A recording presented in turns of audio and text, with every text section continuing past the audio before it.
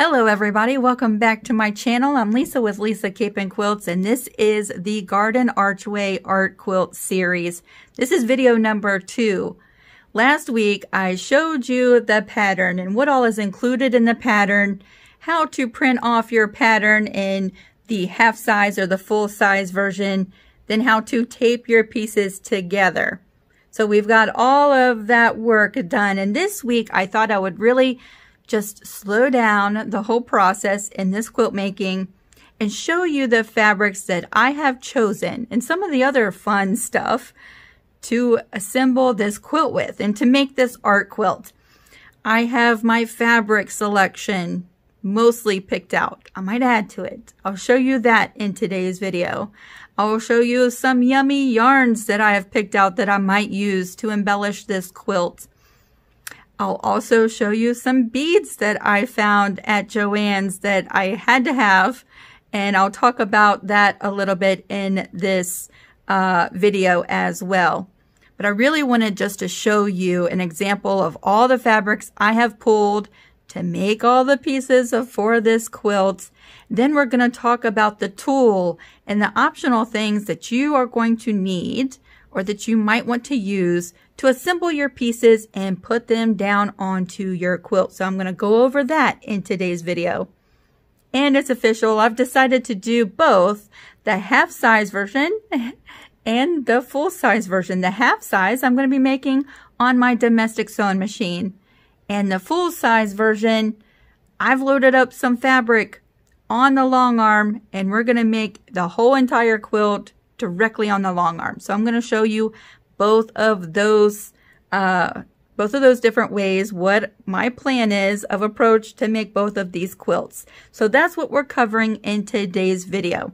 So I'm really just hoping that in this time while you're choosing your fabrics and getting your fabric palette ready to do this paint by numbers quilt, that you see an example and it might answer some questions if you're looking through and having a hard time choosing which fabrics to use.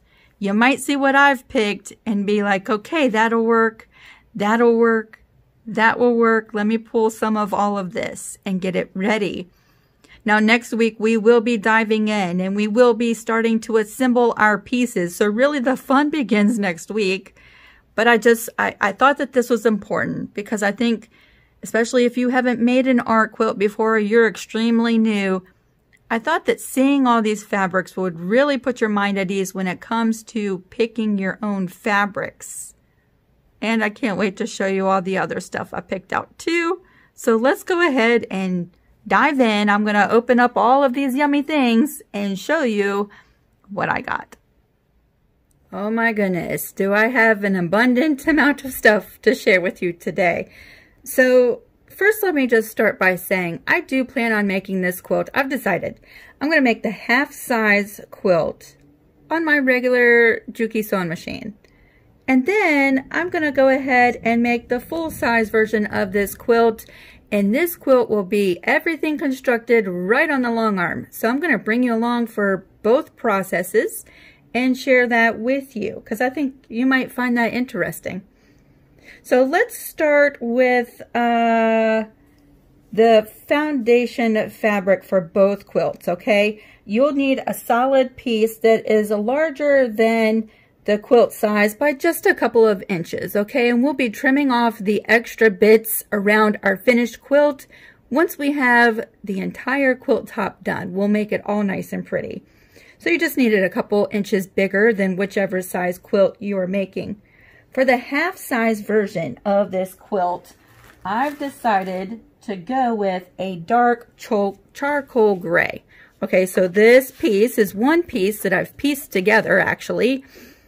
That is just a couple inches bigger than 19 by 29, but this is the color. So I went with a dark charcoal gray because the smaller version, I'm going to leave spaces in between all of my pieces. Everything you see here white on the pattern will actually be charcoal gray, and my quilt will have a stained glass appearance. So we'll be showing all of that in case you're interested in that. Make sure to follow along. But yes, so for my smaller quilts, I'm using a dark charcoal gray. And so this is ready to go for the half-size quilt. For the full-size quilt, the one I'm making on the long arm, I have a great piece of fabric. This is actually a flat sheet. And I was not concerned with the color of my flat sheet because I'm going to cover every little square inch of this fabric with our pieces. And so this one won't actually have a stained glass appearance, but I'll show you how I plan on doing that if you want to go in that direction too, and you have a foundation fabric that you want to use, but you're not crazy about the color, then I will show you how you can use that. So this is for the full size. I'll be putting that on the long arm.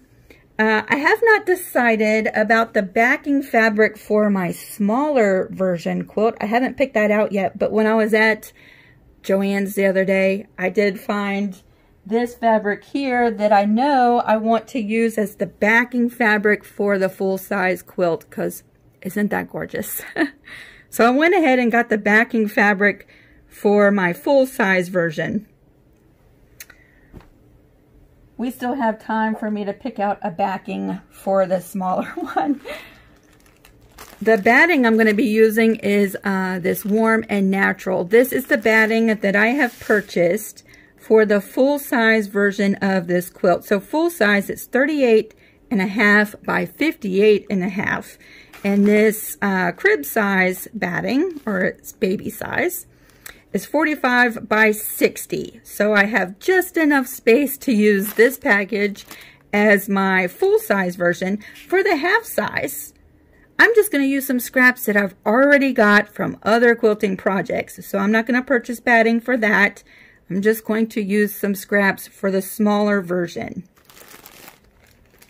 Let's see. Oh my goodness. Binding fabric. I have not chosen a binding fabric. I usually like to wait until my quilt top is done and then let the quilt top tell me what color to use as my binding. So I have not actually picked out my binding yet. And if you want to wait, then you can be just like me and determine that when we get to that part. Tulle. I will be using tulle on both of my quilts. So let me just show you the tulle that I got. And this is the tulle that I will probably use on the full-size version. It's kind of golden color and it has a little bit of a sheen. I'm going to put the label right here, but y'all, this was $1.99 a yard. I got 2 yards. It's like 58 inches wide.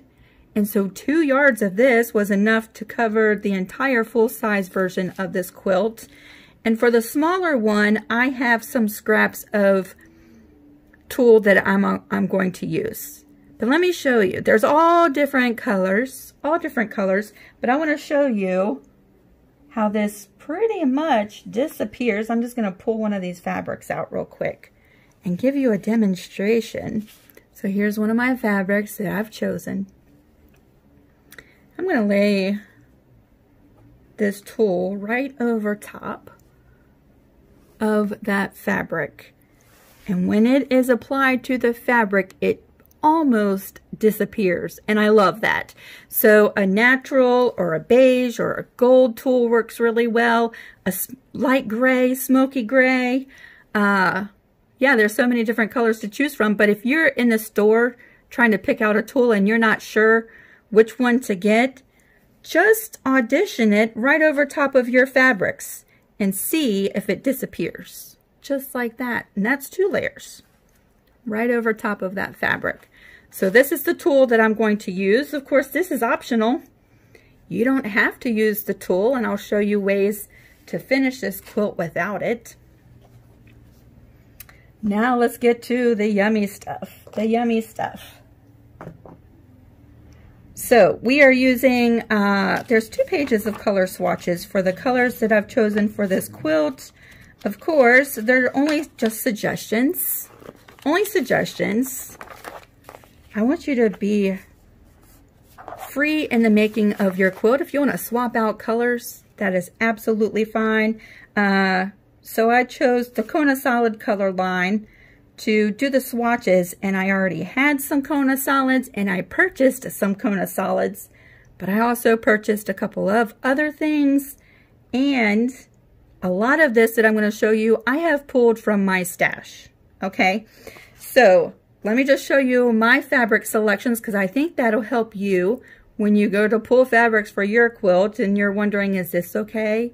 Is that okay to use? I want you to see what I've picked out, but also keep in mind, halfway through, I might see a fabric on my shelf that would be gorgeous in this quilt, so I might be adding to this selection. It might be that I've pulled stuff out and I've determined that it doesn't actually look right in the quilt and I don't use it. So this is just an initial selection. All right, so what we're gonna do is I'm just gonna go through these and show you. So for number 5, Coral, I loved this flower. And I think fussy cutting parts of this flower out would be gorgeous in position of everywhere you see number 5 in the quilt pattern. So it's actually not a solid. I'm cutting bits and pieces from this piece of fabric. I also really liked some bits and pieces out of this. And I would not call this a coral fabric, but there's bits and pieces in here that I might want to use just to add some interest and some depth. And yeah, I really love that. So for my coral line, my coral fabrics, this is actually what I've chosen. Let's see here. This is all for number 9, which is parchment. Now you'll see I have a great big 3 pieces, and none of them exactly match. This is actually the Kona. Because of my printer, it varies just a little bit. But this is actually Kona parchment fabric. But I also kind of really liked these too, and they're not exactly the same color.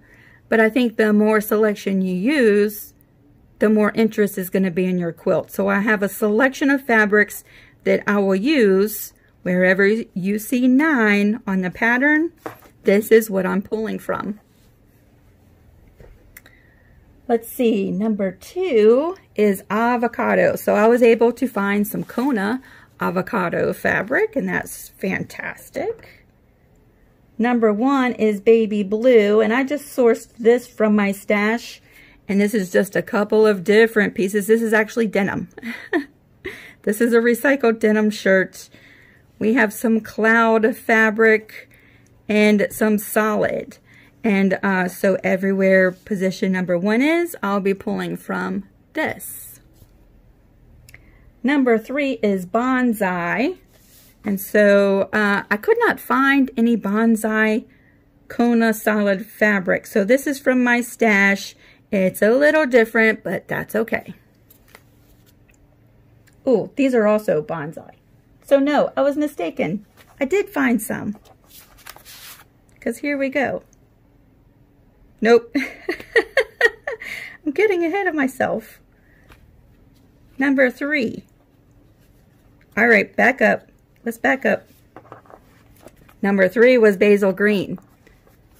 This is the Basil Green.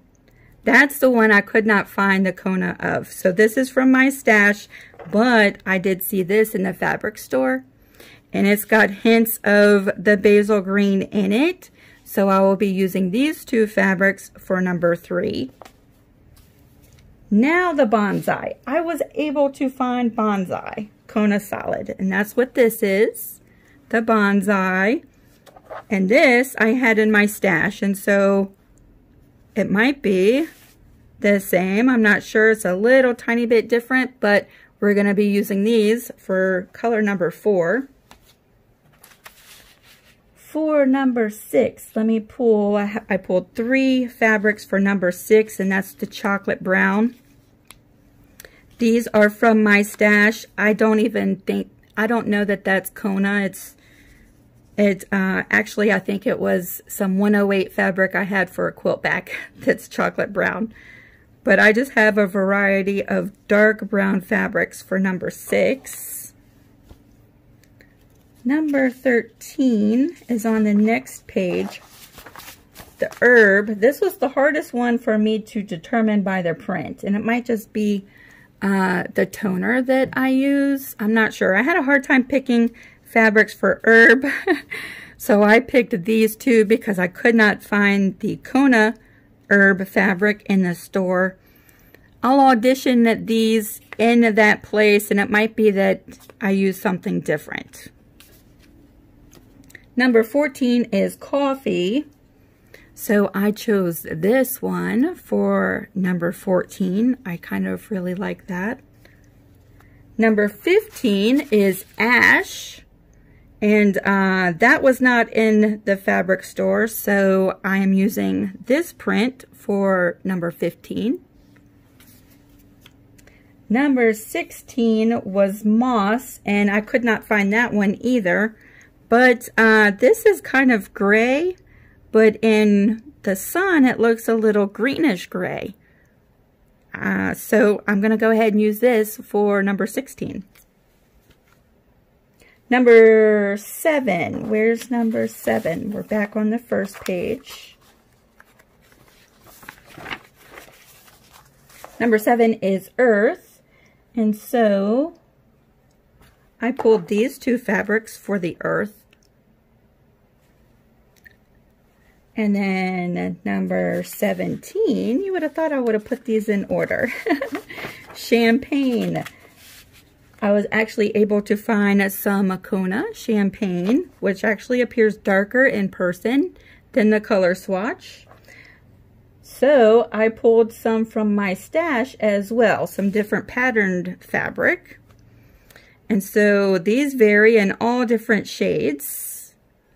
I love fabric with words on it. I'm hoping that I use this a lot in the quilts. So yes. I really like that a lot too. So different hues of the color, absolutely. Absolutely. This looks very earthy, doesn't it? Looks a lot like stone. So those are my colors for number 17. Number 10 is gold, and I was not able to find any of that, but, ooh, look at that. I had this in my stash. Isn't that gorgeous? I'm going to use this in place of number 10, the gold fabric. And then we're going to flip back. Number 8 is stone. For stone, I had this in my stash. This was a quilt back, and it's actually flannel. But I thought it was the perfect color, so I'm going to pull it out of my stash and use it for number 8. Back and forth, back and forth. Number 11 is metal, so it's a little bit darker gray, right? Darker gray. Number 11, I'm going to use a solid. And number 12 is iron, which is also a gray, but it's a little bit cooler and it has a little bit more blue in it. So that's the color I'm going to use for number 12. A little bit cooler. So all of these different shades of gray and grayish blue and different shades of brown and beige is just going to add some depth perception into your quilt. As a bonus, I saw these fabrics at Joann's yesterday. Let's take a look at them. I couldn't exactly assign them to any certain number, but I said, whoa, that is so gorgeous. Let me get it just in case. And y'all, you know I love vintage things. You know I love postage and postcards. I saw this and I thought, well, wouldn't that be really interesting to use? So I got some of that. And then I saw the gold leaves and the vines, and I thought, well, maybe I can do some fussy cutting or something with these leaves. So let me get a little bit of that. So yes, that is my fabric selection so far. It's subject to change, y'all. It might be that I don't like something I've picked out. And it might be that I see something out of the corner of my eye over in my fabric that would really, really work. So that is my initial fabric selection. So then we'll go over the tulle and the muslin and the fusible here in just a minute. But as far as embellishments, I went a little overboard, but they had these beads. These pretty, pretty green beads. These are sort of a gold bronze color beads. Look at that. And all of these different red beads. Now, red only shows up in the background, like once you walk through the archway into the garden, there's a couple of red trees that peek out from the sides. But I thought, what if we put some red berries or some red flowers in those trees? Something. Who knows? I may or may not. I may decide not to use them. But yes, I couldn't pass them by. So I do have some beads picked out we can play with. And I have a selection of yarns. I just went crazy through my yarn stash. All right. So I'm just going to give you a preview of some of these yarns. We may and may not use them. Look at this. Frilly little eyelash yarn. Perfect colors for a stone wall. I have this gray fuzzy yarn. Some green eyelash yarn. I really want to add like a moss appearance here and there on the wall, like some moss is growing on the wall. And so I'm just pulling an assortment of things. I don't know that I'm going to use all of this, but we'll see. It's here in case I do. We have this one. Oh my goodness, I've pulled some royal blue. Who knows? Look at this one. This is one of my favorites. It's got the little sequins in it. So I have a selection of yarns. And then I also pulled out some crochet thread to give some highlights or some shadows. Who knows? We may or may not use that. But I also have a selection of embroidery threads because embroidery threads have a sheen to them. And I thought if I wanted to do some highlights that really caught your eye, I could use some embroidery thread. Again, all of this stuff is optional. And that's one of the things that I love about art quilts is there's no rules. You can follow what I do down to the T, or you could do something totally different. And I love that so much. All right, so let me clear off this stuff, and I'm going to go over the muslin and the fusible and some freezer paper. I'll show you what I plan on using those things for. Now let's talk about the optional things you see on the fabric requirements, because that part might be totally confusing for you, especially if this is your first art quilt. So the tulle we've already gone over. Audition some tulle, and it doesn't have to be one solid piece. You can overlap this to make it bigger if you want.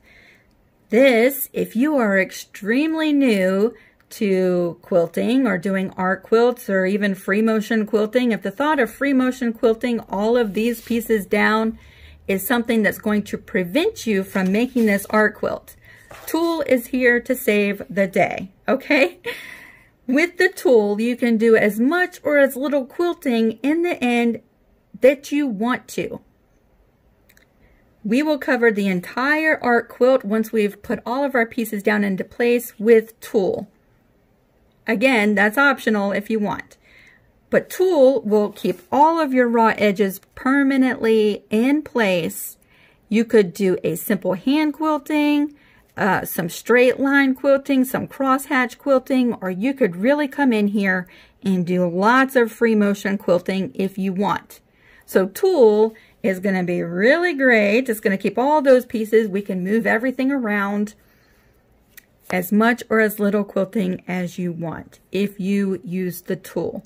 If you are not using the tulle and you're doing using a fusible that requires sewing your pieces permanently down, then you will have to stitch each one of your pieces permanently into place.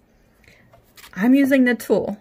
I'm still going to do lots of free motion quilting, but I'm going to make my life easier and use the tool over top of everything.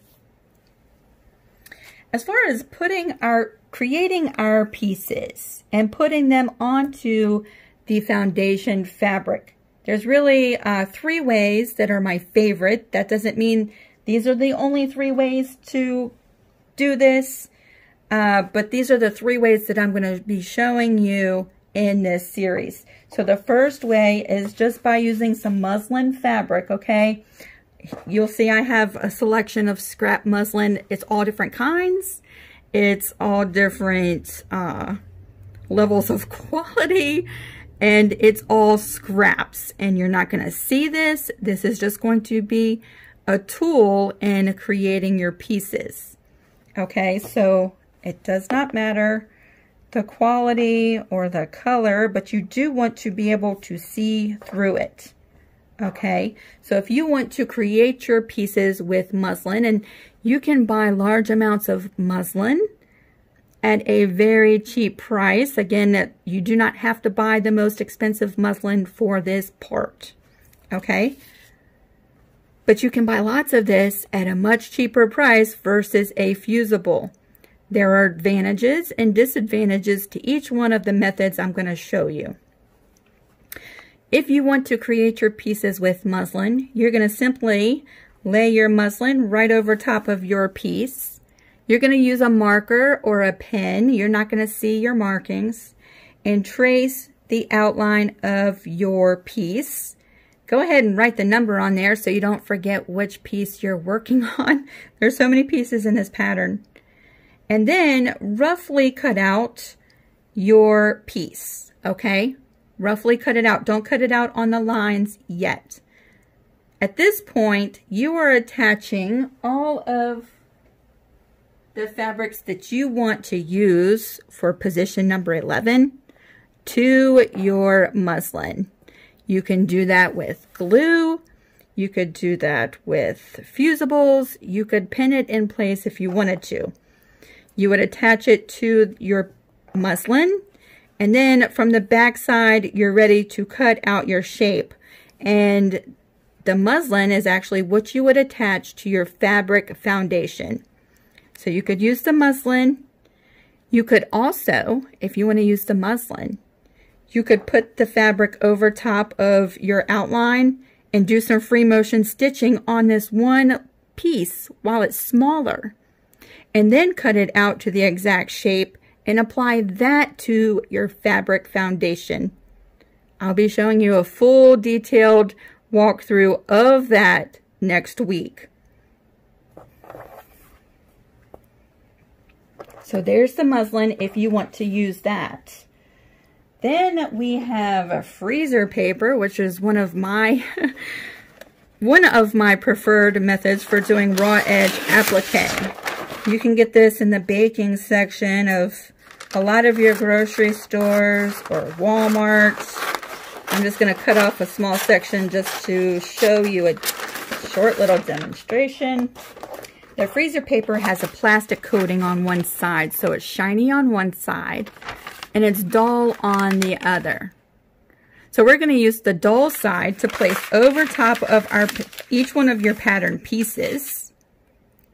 Just like that, you can see through it. And then we're going to, again, draw the outline of our piece. And then this shiny part gets applied to our fabric with the pretty side facing up. All right, so you would take your piece with a hot iron, apply it to the pretty side of your fabric. The freezer paper gives you the template for your shape and also helps stabilize the fabric so that you can accurately cut out the shape of your piece.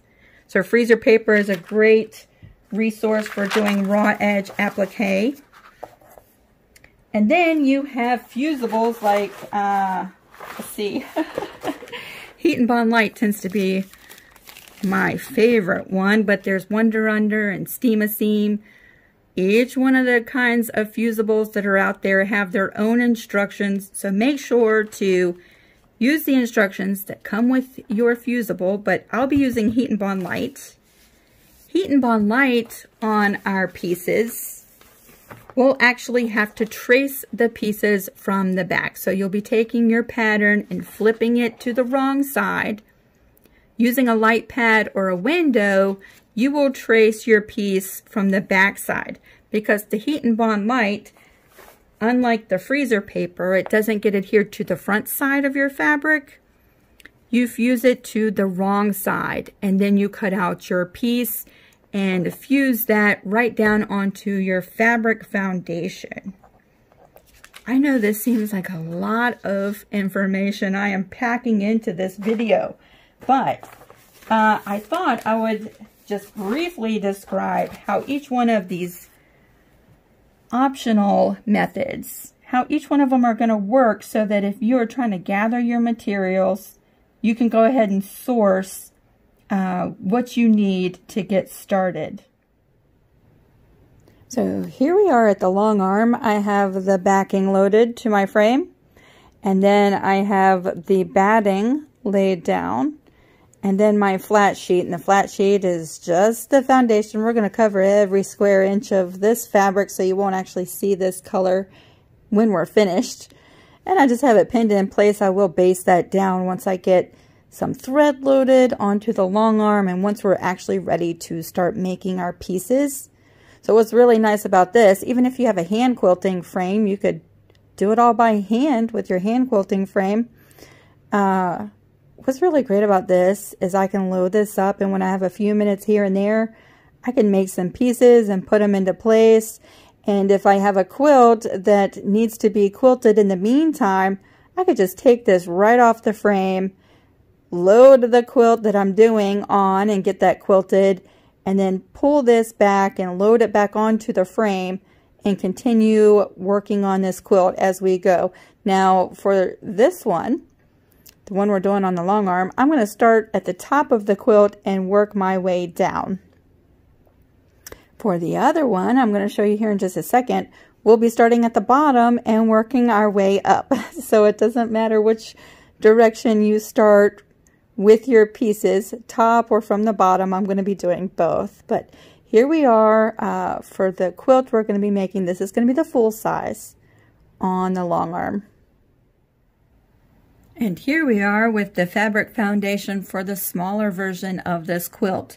I did piece this one together. It's got a seam that runs right through the middle.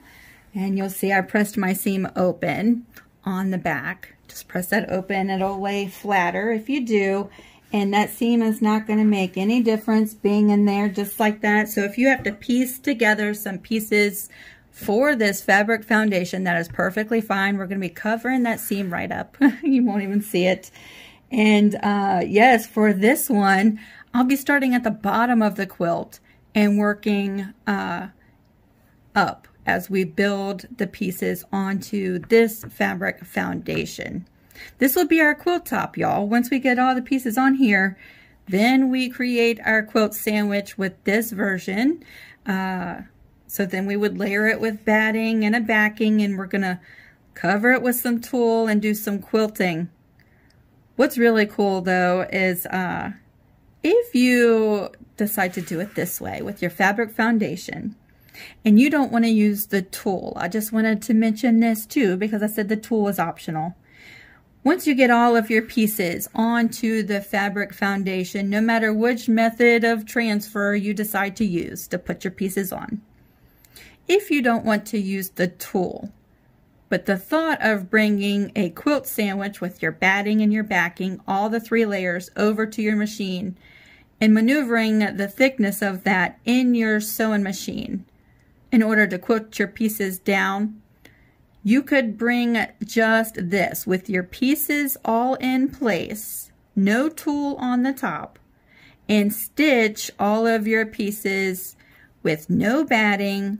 Of course, your quilting is not going to show through to the other side, and with the quilting, you do get some some dimension and some texture, so keep that in mind. But if you don't want to use the tool and you're scared of bringing the thickness of your quilt over, you could sew down all of your pieces right on your foundation fabric and forego using the tool altogether.